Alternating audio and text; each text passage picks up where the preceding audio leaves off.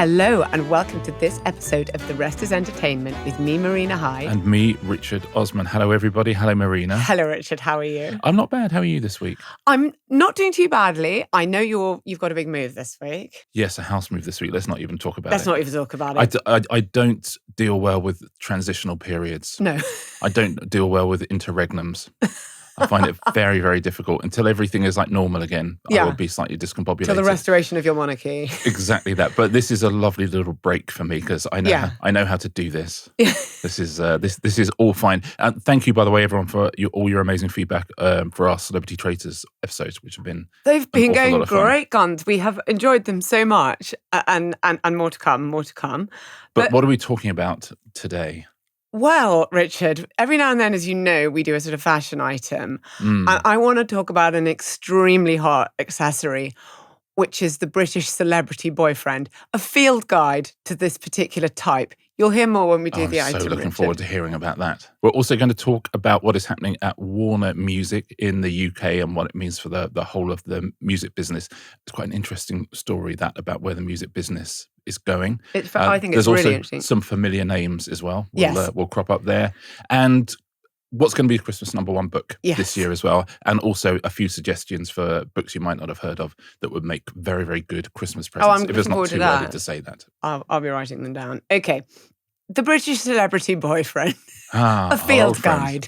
By Marina Hyde. Okay, before we go on to it, just define what you mean by British celebrity boyfriend, what we call the BCB. Yeah, we do now. Yeah. The BCB must be in the creative industries himself. Yeah. He must be British, although there's one who isn't. Okay. But this is good. And really, he must be going out with an American. An American, so attracts American women from LA. American women going out with a British person and hanging around in London. I know exactly where we are. Let's go. Olivia Wilde, who you may know has previously dated Harry Styles, directed Booksmart. She directed Harry Styles in Don't Worry Darling with Florence Pugh. There was a huge drama about the whole press tour of that one, but that's a whole another day. And of course, she sang Kids in America and wrote the Ballad of Reading Jail. She is now dating Ellie Goulding's ex, Casper Joplin, who's a gallery owner, right? Is he? That's not a job you sort of work your way up to, I always think. Now, she, having gone out with Harry Styles, I would say she's a connoisseur of the British celebrity boyfriend, and there is a type. Okay? Well, he's like presumably. You'll know more. I'm about going it than to do the league table, but he's the exemplar, surely. Listen, I won't preempt anything you have to say. I will do the top 10 of British celebrity boyfriends. In what order? And I'm even going to start at 10. Wow, amazing! You really are taking this seriously. I couldn't be taking it more seriously. Okay, great. Okay, so who is the British celebrity boyfriend? Okay. Number one, he's sensitive and artistic. He has to be in the creative industries, right? He can't be a footballer. What about Gary Lineker, though? Could he be a great British boyfriend? No. He's a footballer. No? No, they can't be footballers. Okay. No. You can take the man out of football, but you can't take football out of the man. No, I don't think. No, that's not what I'm talking about. He would be the closest. And I'll tell you what. Let me ask you, how many scarves do you think Gary owns? I think he's out by a factor of 10. The British celebrity boyfriend owns a huge number of scarves. And presumably Leicester City scarves don't count. No. I mean, you could have one ironic one, even if it was your club. Where would they get their scarf, just out of interest? I've never really been confident with scarves. Let's start with that, how they dress. Let's start with the sartorial type of the British celebrity boyfriend, okay? You don't see them like with these Americans, they're never out of exercise clothes, okay? No. You might see a leather boot. Right.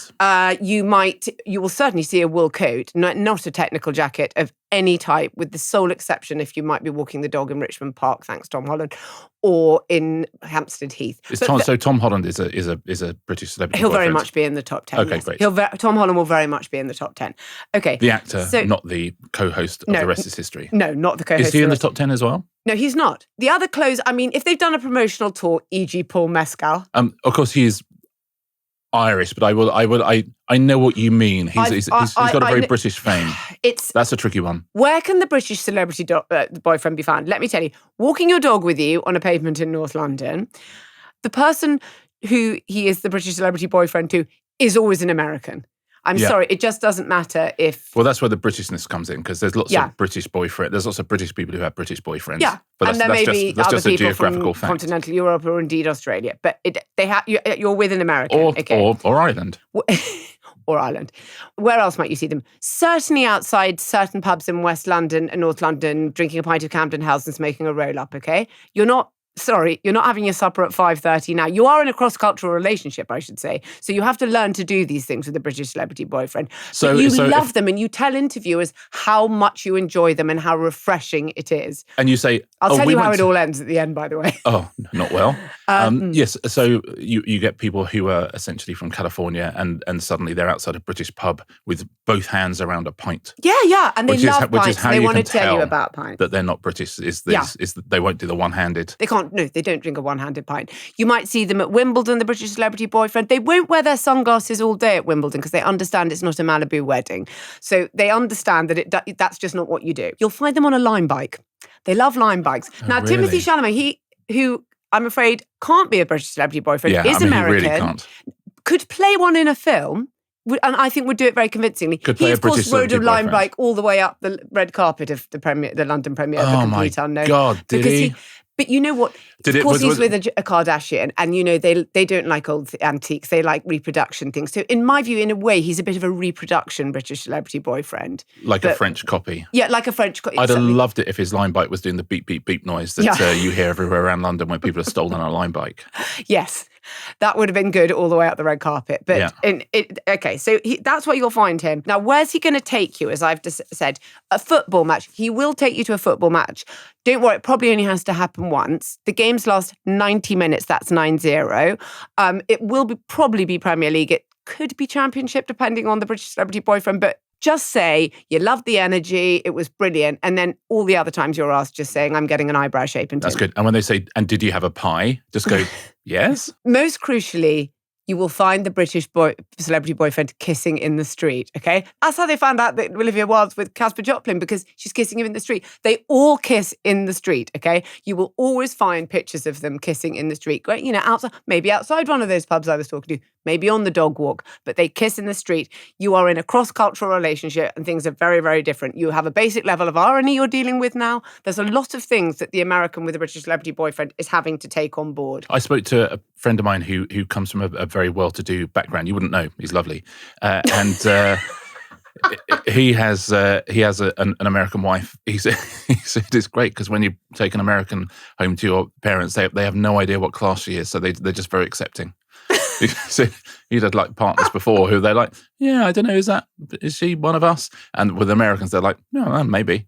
So it kind of works for everyone. Because I think, by the way, a lot of these celebrity boyfriends come from quite moneyed backgrounds. Quite a lot of them. Some of them. We'll see in the top 10. We'll see when we get to the top 10. I know what you mean. I know what you mean. Casper Joplin, for example, would be... Oh, yeah. Well, now, because his father was the subject of the famous Alan Clark diss, saying that he'd had to buy his own furniture.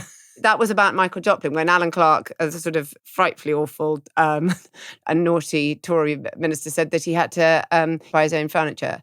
I mean, as someone who's just bought 2 sofas, discovered they're wrong, and is going to have to send them back at long length of time to be replaced with 2 slightly different sofas in the same colour, I have to say, Alan, you're missing out on all the fun. This is what furniture buying is like. Yeah, this is not essentially the rest is entertainment, but what is it with lead times on sofas? It's extraordinary. Something's up there, isn't it? That feels like the mafia are involved somehow in sofas, because they're like 16 weeks. Sofa. You make a lot of them. It's literally all you do, and you know that people like them.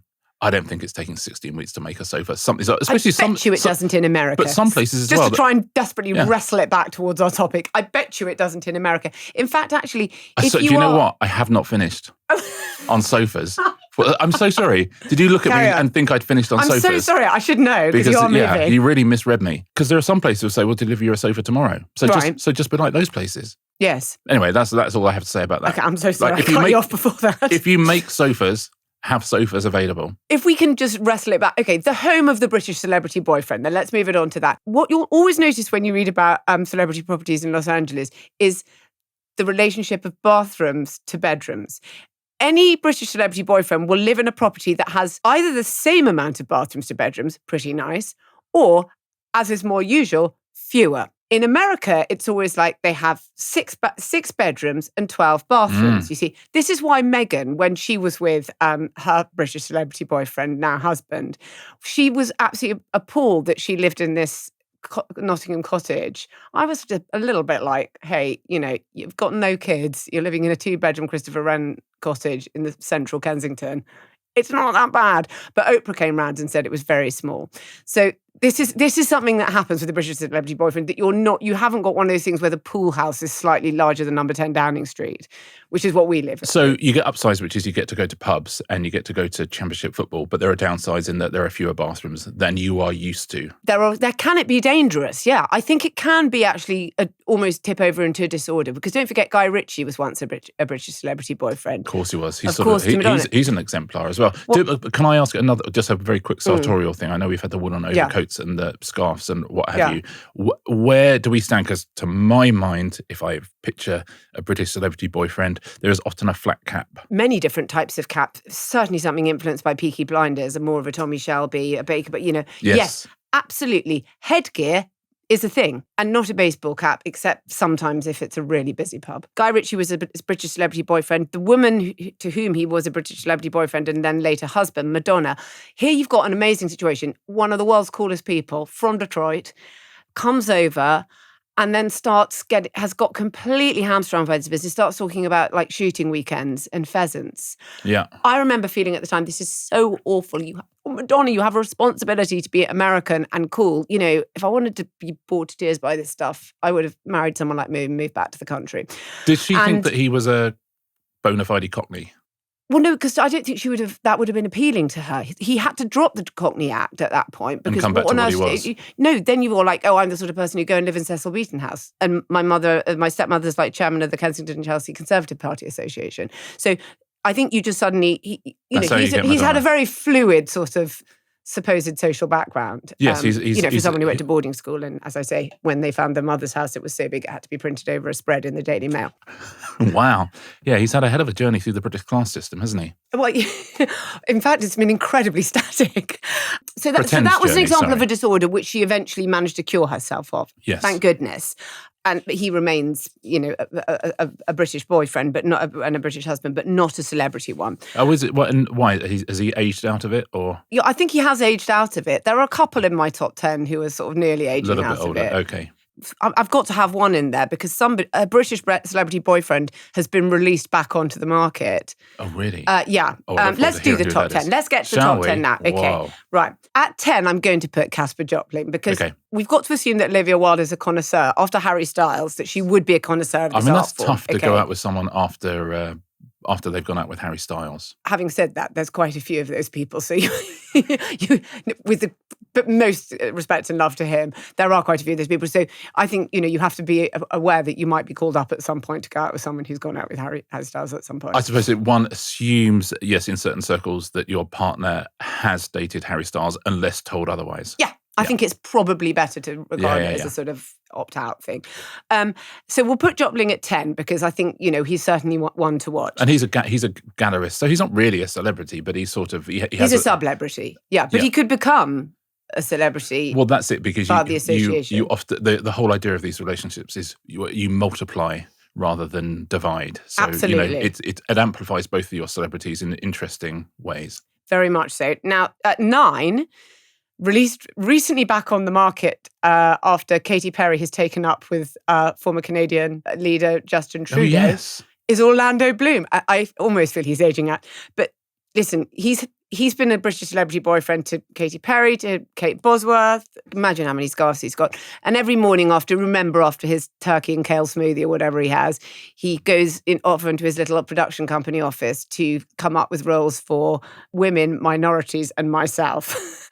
So that is mega British celebrity boyfriend territory. At number 8, I'm going to have Joe Alwyn, but he was with... Joe Alwyn. Yeah, he was with Taylor Swift for a long time. Okay, I haven't... And he's in so many ways, even though it's only with one person, it was a long relationship. He was a very iconic Taylor Swift boyfriend, and I feel there's more to give there. So I've got to put him at number 8. Especially as it's Taylor Swift. I mean, that's a multiple, isn't it? Now, at 7... And we're currently with a Brazilian, but I just feel this person potentially has a huge amount to offer to the British celebrity boyfriend market. And I don't want it to feel like it's a hegemony that young people can't break into. Cruz Beckham. Come on. Really? Come on. Oh, yes. So Cruz is the youngest son? Yes. I mean, there is obviously an elder British celebrity boyfriend now, husband, but who's no longer spoken of. And what does Cruz do? Well, Cruz is a musician. New music is coming imminently. He's been wearing T-shirts with the release date on it a lot, and I honestly think it's like coming in the next 10 minutes. Practically. Oh my god! That feels like that feels future huge. episode. So and is he a solo artist or is he in a band? I bet he's a solo artist. I think he's sort of one of those people who sort of practices with the band, but we don't know what the band is. So I think it's one of those sort of bands. I imagine that if they did, the band is relatively interchangeable. Does he sing? Yes. At number 6, I've got Prince Harry. Okay, yeah. Now, he is in many ways the ultimate. He's got a lot of scarves. You've got to be able to deal with a certain level of Americana. Yeah. You see him outside a pub with a pint. He's comfortable with that. I mean, I think I'm not sure he's allowed to do those things anymore, and it's not just because of the Home Office not doing the security. But I think so. He's there. He comes from quite a well-to-do background, doesn't he? I'm told. Harry. I'm told. Yeah. And would live in a house with.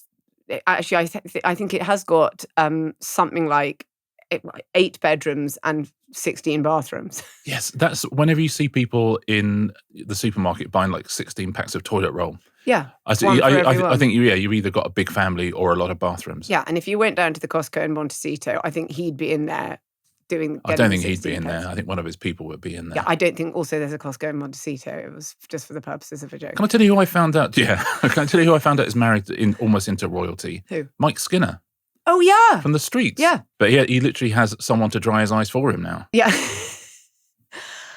At 5, I have Andrew Garfield. Now he is. Okay. I think I get Andrew Garfield and Orlando Bloom mixed up. Yeah. But no, I know. No, I mean, he's further up the table because more desirable in all manners. He's been out with Emma Stone, Monica Barbaro now. So at number Monica who? Barbaro.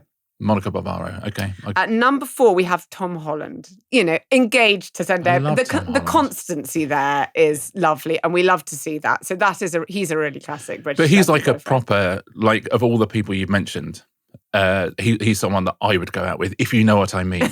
What's wrong with Andrew Garfield? Were the world a different shape? Would you? With Andrew Garfield? Oh, I love him. Oh, really? That's interesting. The one who was on There's Chicken some Shop other Dates. ones that aren't on here. I think just haven't been a British celebrity, but James Norton has a huge amount to offer as a British celebrity boyfriend. Hasn't been one yet, but could be. Jack as far Lowden? As we know. No, because they're married and they've got a baby. Oh, congratulations. Which is lovely. I loved Jack but no. And his wife. He would have made a good one, though. I'm struggling with the placing of the top 3, or the second, I'm 2 and 3. Genuinely excited about this. Well, you know he's number 1, but 2 and 3. 2 and 3, I think I'll have to make them equal third. Equal second. Yeah. Oh, don't you say equal third? No, because you got number 1, then you got 2 equal seconds, then you got a 4th. Okay. Because otherwise, who's number 2? Sometimes people say equal third. No, they don't. If you were going the other way around. In sport, it can happen. No, I'm so sorry. Okay, I know. Well, it happened. Okay. No, sometimes they'll say first equal second and then third. You go, no, if there's 2 people who equal second, then you're 4th. I'm not going to get too hard into this because we've got to talk about the list. Mescal. Come on. Yeah. Mescal. I think he should be 3rd because he's not British. Yeah, so do I. Yeah. I mean, that's a really easy way of doing it. Okay. I'm like Craig Revel Horwood, who was casting vote. Yeah. Currently with Gracie Abrams, obviously previously Phoebe Bridgers, yes. Got to think could go much further in this particular category as time goes on. I mean, he's a catch. Yeah. Right? It must be weird to be Paul Mescal or any of these people because, he still has to just, like all of us who've had relationships, you've still got to have a relationship and you can't at any point wake up in the morning and go, I'm one of the great boyfriends. I'm one of the absolute world, one of the great catches. You have to go, oh no, I must make you a cup of tea. Yes, you have to. And I think you would. I think you would as well. Mescal's making you a cup of tea for absolutely no question. Certainly taking you out to sit outside a pub. Louis Partridge, come on. Now, Louis Partridge? Yeah, currently with Olivia. I have never heard that name before. Actor. No. Okay. Never, in never, lots ever. of different things. Currently Alan Partridge. In House of Guinness, Olivia Rodrigo. Oh, I like Olivia Rodrigo. Yeah, That's if he was like in front of me in the queue at Costa, wouldn't know him. Louis Partridge. Okay, tell me about Louis Partridge. Well, I'm telling you, he's dating Olivia Rodrigo. He's you've got to be wry about it. You've got to say, oh, I just enjoy being the plus one, even though you're forging a big career yourself and you're kind of like a hot young actor that's getting lots of different things. So I would definitely put him, and I think he has a lot more to give in this department because he's very young. Okay, I think if you called Olivia Rodrigo and then you got married and you called Olivia Partridge, I think that's a downgrade. She'll probably keep her name Richard. She's an international superstar. I think they do. Okay, now number one. For heritage reasons and now reasons and for all the reasons, it obviously has to be Harry Styles. Oh, of course. Olivia Wilde, who brought us to this item in the first place, he's gone out with Kendall Jenner, Taylor Swift. I mean, several others. Did he go out with Taylor Swift? And now Zoe Kravitz. Okay.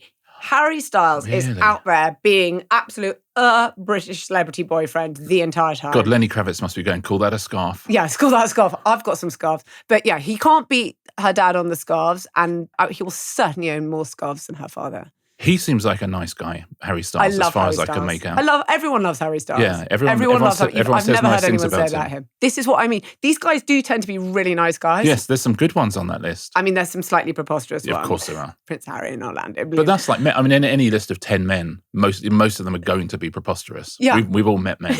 But I would say that Styles is the master of the form. Now, if you're asking me how this all ends... Yes, please. I have to say that looking at the form book, it generally ends with you going back to America and marrying like a ball player or an ice road trucker or something like that and writing a song like Wood. I don't make the rules. Maybe the cultural divide can't be breached in perpetuity. But, so there's a lovely American thing where they get to have a little kind of British holiday. In fact, like The Holiday. Yes. Like that movie, right?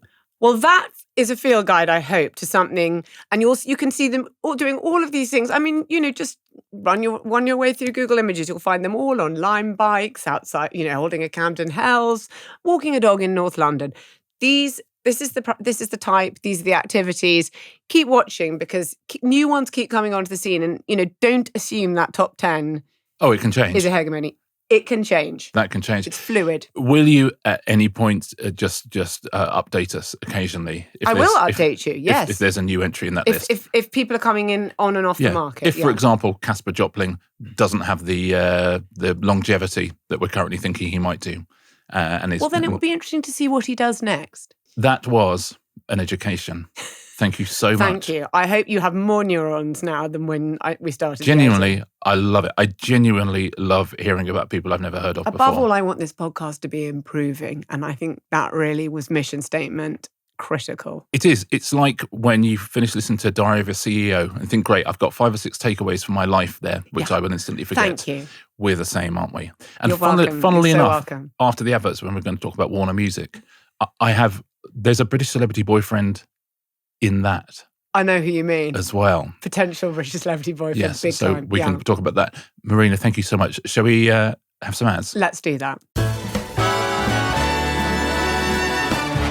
This episode is brought to you by Sky and the brand new series All Her Fault. Now, All Her Fault is a brand new whodunit, combining psychological thriller with modern-day paranoia of a so-called perfect life. At the centre is Sarah Snook, fresh from her Emmy Award-winning turn in Succession, leading and executive producing. She's joined by a formidable cast, including Dakota Fanning of The Perfect Couple and Jake Lacey of The White Lotus, both with their own brand of diabolical schemes. Now, All Her Fault is adapted from Andrea Mara's best-selling novel. It's directed by Minky Spiro. It's done Three-Body Problem, Downton Abbey, and promises to explore themes of motherhood, trust and secrets with prestige and confidence. It's the whodunit modernised. Less country house candlesticks, more white picket fear. 8 episodes all ready to unravel in one sitting, and each one leaves you less certain of the people you think you know best. Watch the brand new series of All Her Fault exclusively on Sky. All episodes available from the 7th of November. Requires relevant Sky TV subscription.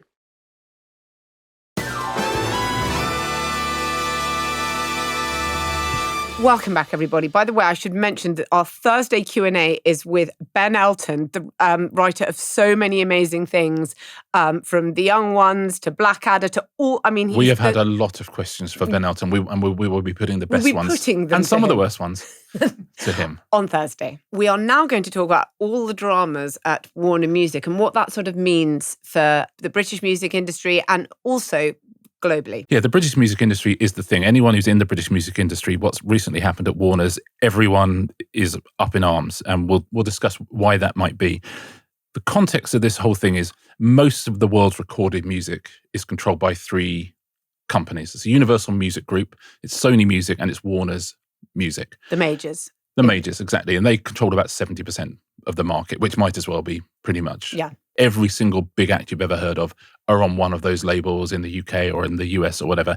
Run by, and some of these, remember some of these names, Warner's Music is owned by Len Blavatnik, friend of the podcast, A24, all of that kind of stuff. Billionaire who runs absolutely everything. Remember the surname Blavatnik, because we'll get onto it again.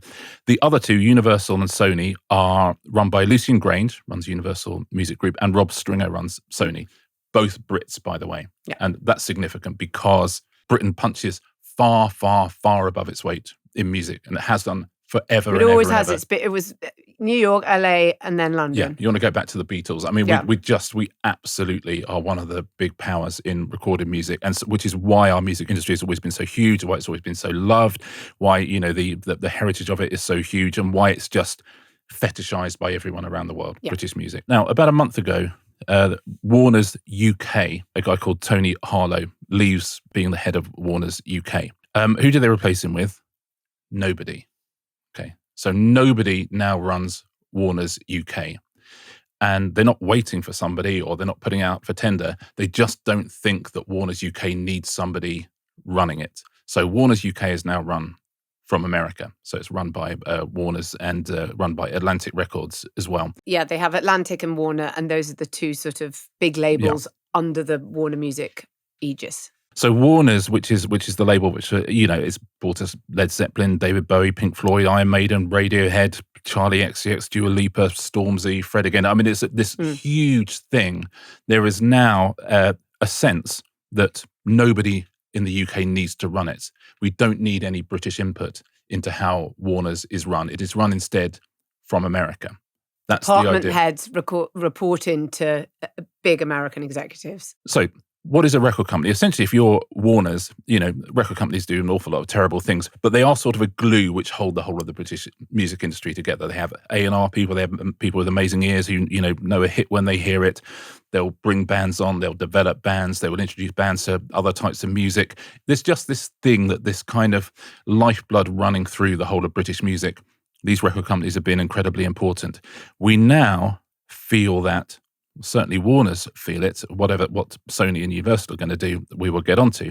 But there's this feeling that is no longer how we discover music. That's no longer how we grow music. That actually this whole kind of phalanx of A&R people and, Brits with great ears in tiny pubs in northern towns, finding the next big thing. Or, Alan McGee finding Oasis in Glasgow. That is not where we find our music anymore. That is not how we grow our music anymore. Everything we do, pretty much, and this is a simplification, but not much of a simplification, everything we do is via TikTok. That's where we can instantly road test new songs, new artists, new looks. We can absolutely get real-time feedback on what music is going to sell, what music appeals to what demographic, and what music appeals, in which countries. And it means that there is a move afoot to kind of abandon everything that British music was, to kind of go, oh no, these people who managed to find, Pink Floyd, and these people who managed to sort of understand what Zeppelin were, and, who helped Bowie along the road, that is not the thing we need. The market will do this job for us. And the market can be run out of America very, very, very easily. So it sounds like it's a minor thing that a man leaves his job running the Warner's record labels in the UK and isn't replaced. But actually it's a huge cultural shift. Sony and Universal, the first thing, of course, that they'll be doing is they'll be on the phone to Coldplay and Ed Sheeran and Dua Lipa and saying, you don't have a sort of British representation anymore. You're not being run out of Britain anymore. Perhaps you'd like to come to us. That'd be the first thing they're doing. I do think it's interesting that the last two major artists that were broke internationally in the UK, and we haven't had any for a long time, I would say, were Dua Lipa and Charlie XCX. Yeah. And even Charlie XCX maybe isn't at that Dua Lipa level of being a sort of global superstar yet, but there hasn't really been anyone since then because the charts are US dominated. Yeah, and the charts are US dominated because the pipeline into the chart is almost entirely TikTok.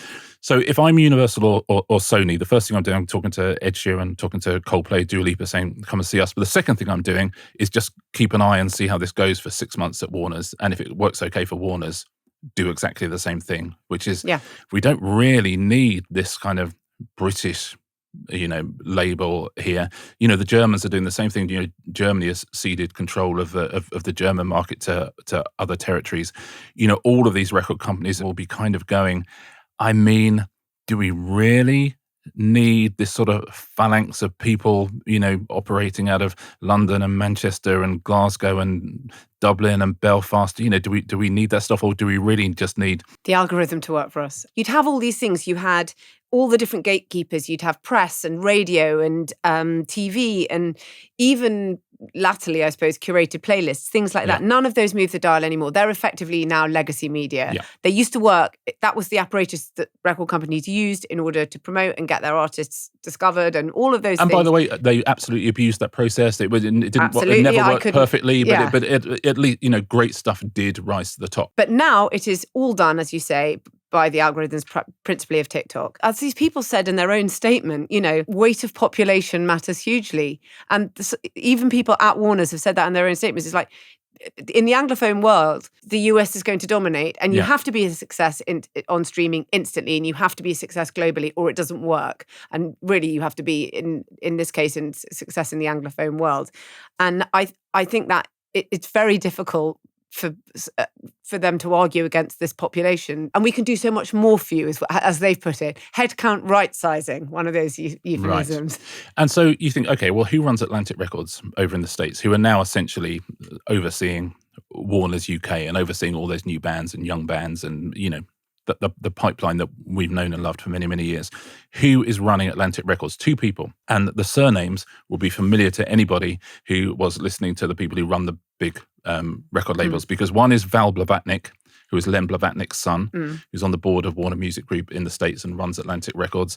And the other is Elliot Grange, who is the son of Lucian Grange, who runs the Universal Music Group. I'm not saying there's any nepotism here at all, but certainly 2 of the men who run the 2 biggest music groups in the world, their 2 sons are running Atlantic Records and now in charge of all of Warner's music. But, by the way, Elliot Grange absolutely could be a British celebrity boyfriend. Who's he dating? Sophia Richie, who is a sort of nepo model / influencer. She's Lionel Richie's daughter, Nicole Richie's sister. I think they're married now and they have children. Yes, they seem very happy. And she's Kardashian adjacent. Yes, she is. Everything is becoming a singularity. Yeah, it is. Every single thing is becoming a singularity. Yeah, everything flows through a very small group of people. Now, Elliot Grange, well and good saying as a nepo baby, but, he, out of college, started running music nights and started, promoting things. Hip-hop. Then sets up a record label. Kendall. It's so Kendall. Sorry, it's so Kendall. I mean, Kendall from Succession, not Kendall Jenner. Yeah, the other dynasty, yes. Yes. Given what his dad does, he's got a hip-hop label. He used to do spread betting when he was a teenager on gold, sugar and oil. Did he? I keep thinking of Kendall just saying that, just trying to destroy Volta when he's in that scene in Succession, saying the only 2 verticals that are working are food and weed. That's the sort of person I see Elliot Grange as. When we talked about nightclubbing and what had ruined it, and one of my things that I said had ruined it was bottle service. Yes. When he was at university, he started up a sort of bottle service promotion thing in Boston nightclubs where he went to college. But he set up his own record label, 10K Records, and he absolutely ploughed the TikTok furrow. Ice Spice would be probably the biggest act that he's obsessed with SoundCloud as well. He just thinks it's like a place where you can see immediately what you can reach out immediately to people. You can see the average age of people using it is like something ridiculous, like 19 or 20, and you can see what they're doing immediately. And by the way, he's right. Yeah. I mean, it's an incredibly useful tool if you are a record company executive, and he did that. His record label did well, and now he's running Atlantic. But by the way, his father, Lucian Grange, did things a completely different way, and he grew Universal Music Group to billions upon billions upon billions of value by doing things the old way, the traditional way. So perhaps that works as well. But so Elliot Grange got into Atlantic Records via the medium of having his own label, which was very, very, very TikTok influenced. So that is definitively the way that Atlantic Records is going to go, which means that's the way that Warner Music is going to go as well. So if you talk to anyone who's in the British music business, it's sort of, they just feel sad, I think. I think they feel like an era has ended. I think they feel like the organic way in which bands used to grow and acts used to grow can't really happen anymore. I think they feel like they are resigned to the algorithm deciding everything that we are going to listen to. And again, algorithms sometimes, work for a very good reason. So, there's all sorts of bands who wouldn't have been discovered, who will be discovered because of the algorithm. But we are losing a subculture over here. I get it. If I was in the British music business, I'd feel much the same, despite, by the way, as we say, the many, many, many excesses of the British music business over the years and the many issues with it.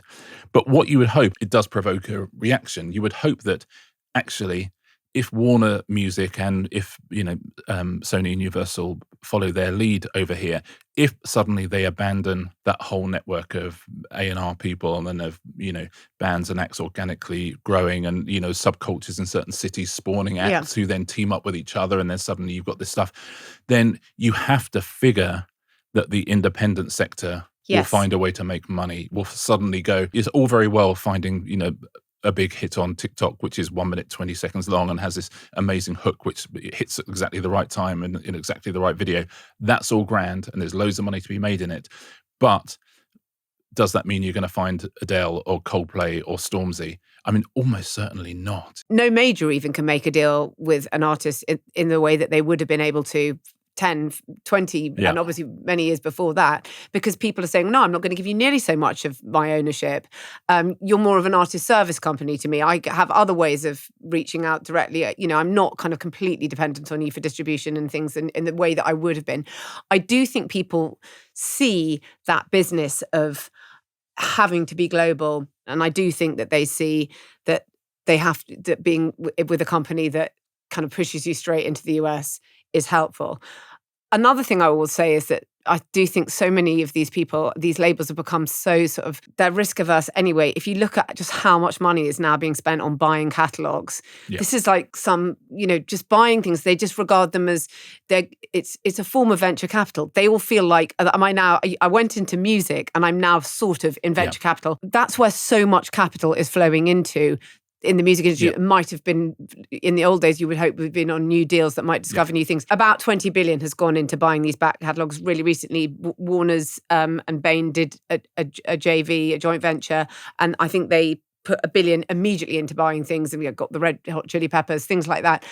So much of it is this back catalogue kind of private equity driven stuff where it's just an asset and it's just going to give you a steady income, and it's not about discovery. It's a form of being stuck in the past. Yeah, and you talk to, again, anyone in the industry, and they all say that. They'll say so much of our job now, if you are Sony or if you're Universal or if you're Warner's, is back catalogue. Yeah. That's what it is, because we have the canon of music that will sell forever. Your Queens, your Beatles, stuff like that. And it is enormously profitable, but it is not the industry that almost all of those people signed up for. They did not sign up for an industry where everything is either A, something that you heard on TikTok this morning, or B, something that was released in 1976, which is where all the money now is coming from in the UK music business, because that's where all the money is coming from in the US music business. And those two things have become the same thing. So the two ways to become a really, really big famous artist now are either to be on TikTok or to already be a big famous artist. Those are your only two routes in.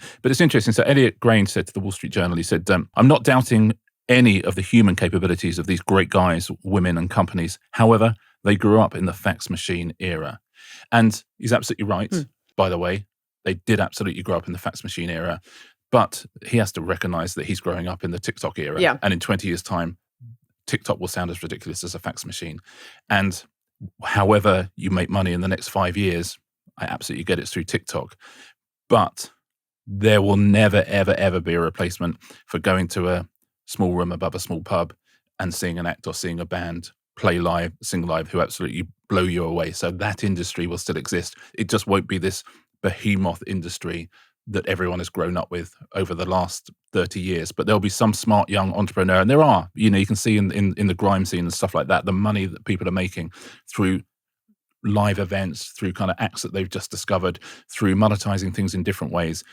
That becomes a sort of new version of punk. It becomes a new way of finding music and making music. And the absolute sort of needle sharp following of profits that TikTok brings and basing everything in America brings is absolutely all well and good, and it will make a lot of people a lot of money, but it feels like it leaves a vacuum. And the one thing that creativity loves is a vacuum. And we should say that independent is growing all the time. And I mean, completely independent. People who are not tied to any label and stay independent, even the bigger they get. And they don't ever have to have an association with a major, and they can get bigger and bigger. And there are many, many artists like that who have gone all the way.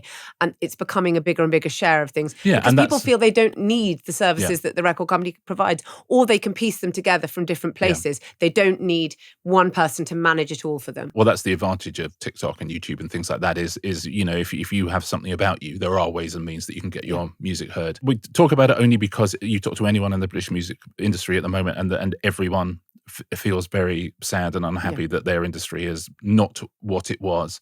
And that's tough when you've been in it for 30 years or something like that, and you're not at the stage where you can start again and think, oh, great, yeah, but this gives me the opportunity to go off by myself and set something up. You're not going to do that when you're 55 or 60. No. You're just not. There's a sadness for a generation. There's an opportunity for a generation. But I do think that singularity where everything is moving to one point, which is a group of people listening to TikTok who are in the orbit of the Kardashians, seems to be just infecting every single one of our industries. Good? And Len Blavatnik seems to be at the top of all of it. Yeah. I mean, fair play to him.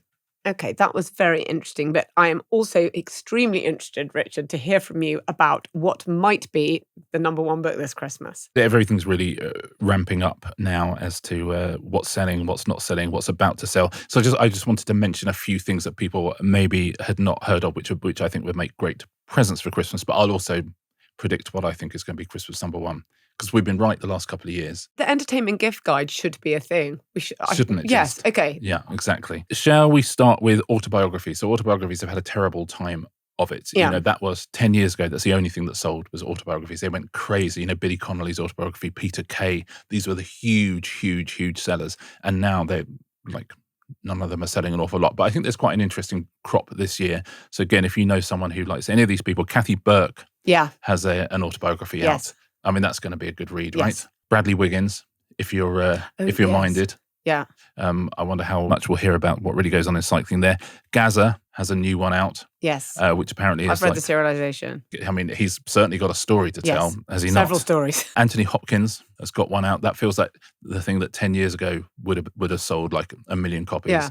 Nowadays, honestly, there's something about the autobiography market that's collapsed, which may be that everyone shares everything about themselves on Instagram constantly. There's no kind of magic to anything anymore. Yes, although I don't think of someone as like Anthony Hopkins as that type of person. In fact, I found him, for his whole career, he's been so inscrutable in so many ways. But perhaps just the general idea of sharing has just made people feel they have it all the time anyway. Ben Elton has one out. Freddie Flintoff has. Chris McCausland, the comedian, has one out. Mark Ronson, Night People, that's a really good autobiography. The autobiography I think might sell best is Susie Wolff.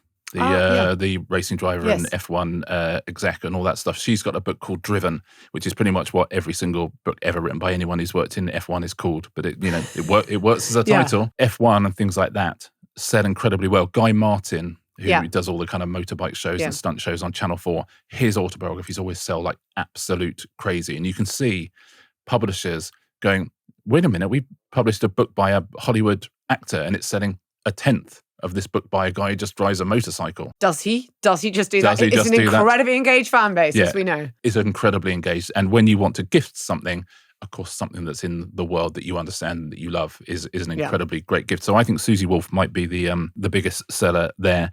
In terms of the nonfiction, Jamie Oliver is absolutely back.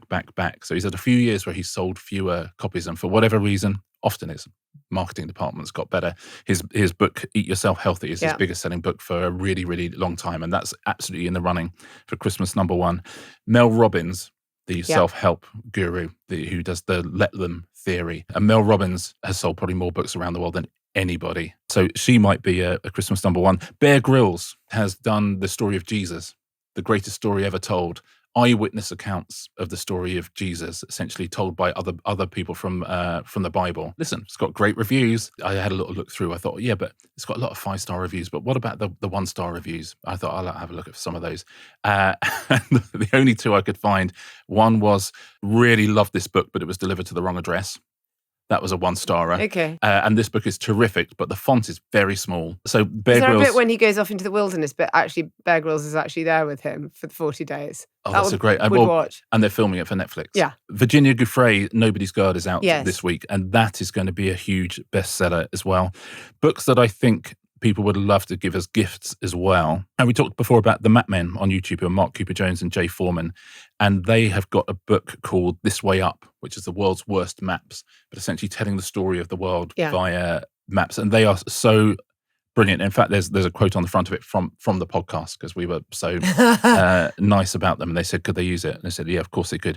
But that, for any teen, anyone who's interested in the world, that's an unbelievably great gift. It's called This Way Up. And I think that is going to be a surprise bestseller this Christmas as well. I think Susie Wolf is going to take people by surprise. I think This Way Up is going to take people by surprise as well. John Elledge has written a book called History of the World in 47 Borders. I love this book. Yeah. I love John Elledge, and I love the way he looks at the world. And this is, again, all these kind of disputed borders, all sorts of different things. It's broken down into sections, and you can do one at a time, and you'll just know something about a bit of the world that you didn't understand before. That's a terrific one. And he's a funny writer as well. Yeah, so he writes it in a very entertaining way, so it's not stodgy at all. So that's almost like the grown-up version of This Way Up. But both of those books, I think, would be absolutely incredible presents for anyone who's interested in the world at all, which is sort of all of us, I would say. In terms of novels, Dan Brown's The Secret of Secrets is not going to be the Christmas number one. I absolutely guarantee that, which is sold very well, but it's not in the way that Dan Brown